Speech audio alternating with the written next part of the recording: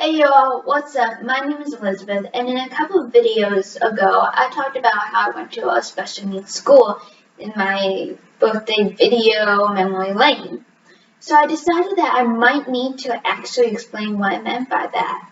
So that's what this video is all going to be about. So let's get started. As a kid, I actually didn't know I was diagnosed with any of these different medical conditions until I was 14 years old. The reason why I wasn't told these disabilities, quote unquote, is because my parents didn't want me to grow up thinking that I could make my quote unquote disabilities an excuse for the reason why I behaved in a certain way. They wanted me to learn to be able to communicate with the rest of the world and to live with the rest of the world.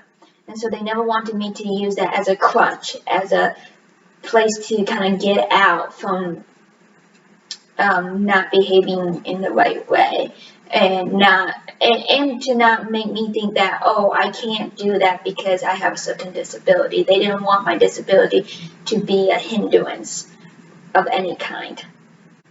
So when I was 14, they actually told me that I had ADHD, which is attention deficit hyper disorder. I was on the autism spectrum. I had some language learning difficulties. Let's see what else. I had some traumatic events, possibly PTSD, I believe, and I was also on the line for central auditory processing disorder, except that I wasn't diagnosed with that because I was smart enough to kind of get out of it, I guess. I kind of taught myself how to not have it in essence. So pretty much what central auditory processing is that it's a delay in what someone else says to what I hear.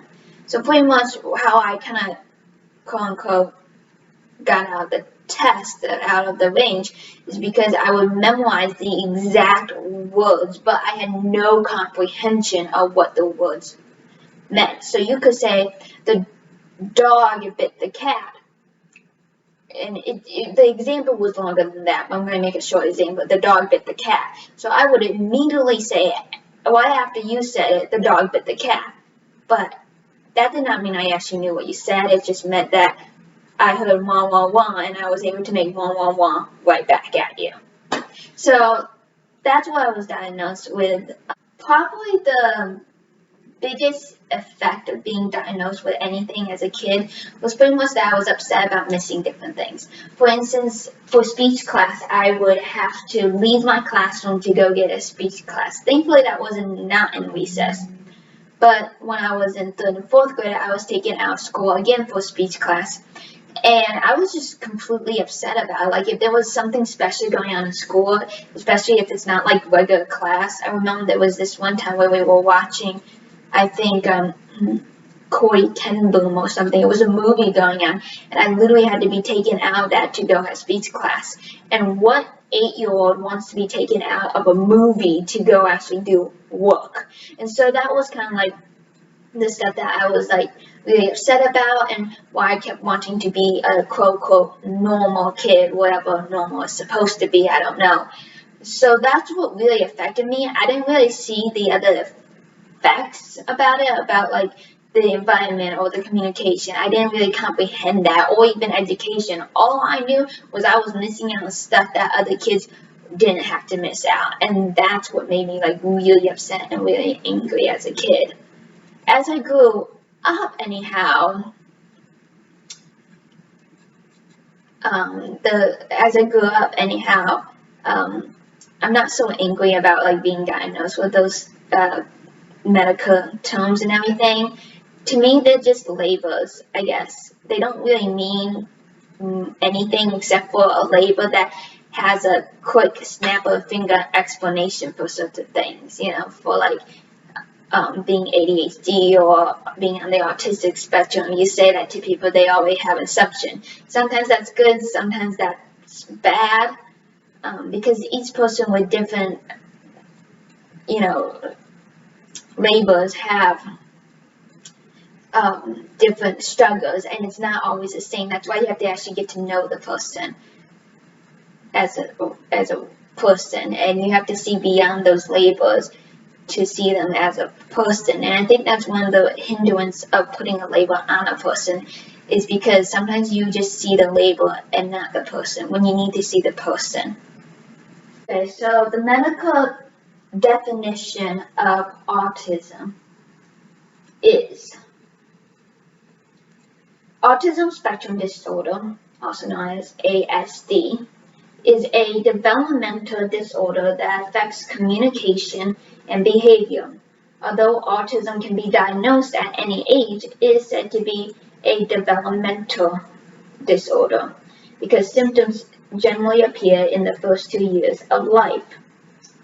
According to the Diagnostic and Statistical Manual of Mental Disorders, DSM-5, a guide created by the American Psychiatric Association used to diagnose mental disorders.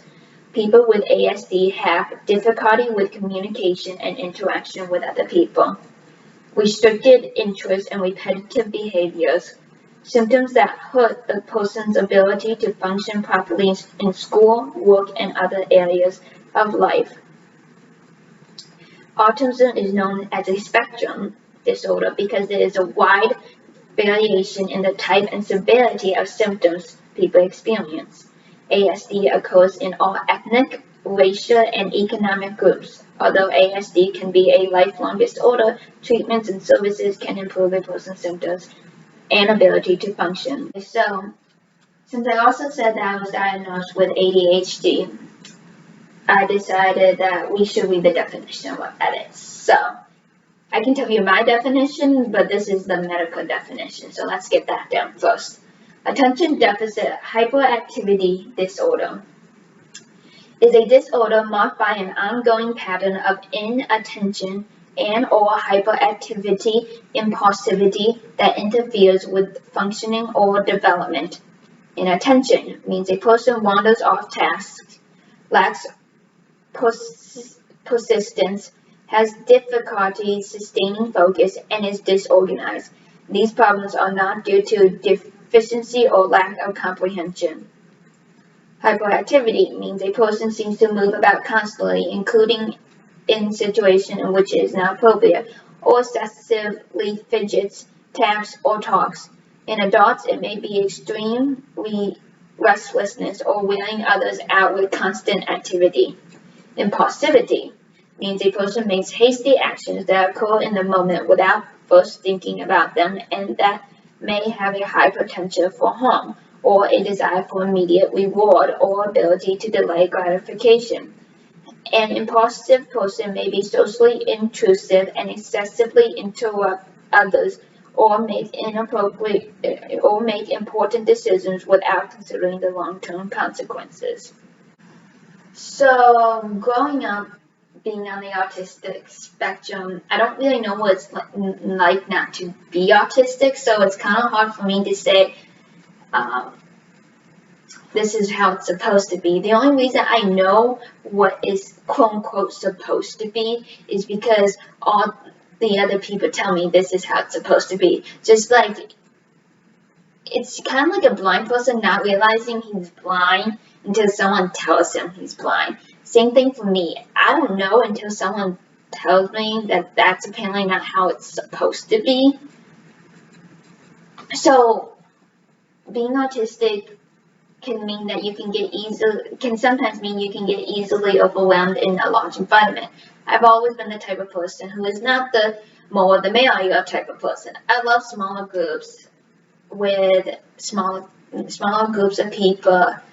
Growing up, I never liked loud noises. I hated the toilet flushing growing up as a kid.